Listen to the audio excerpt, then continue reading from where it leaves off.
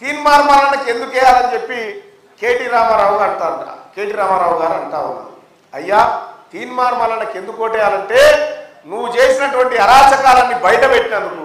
మరి తీన్మార్మలన్న ఏం చేయలేదు, ఏం చేయనోడి మీద 80 ఎందుకు కేసులు పెట్టినవా? నువ్వు ఏం చేయనోడి మీద 80 కేసులు ఎందుకు పెట్టినావు?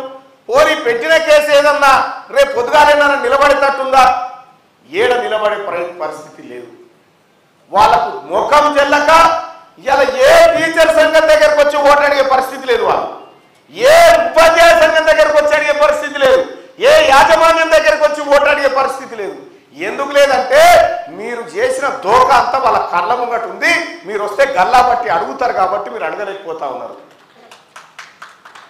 ఇవాళ తెలంగాణ రాష్ట్రంలో ఉన్నటువంటి పట్టభద్రుని ప్రతి సమస్యకు కర్మ కర్త క్రియ కల్వకుంట్ల కుటుంబమే. ఎందుకంటే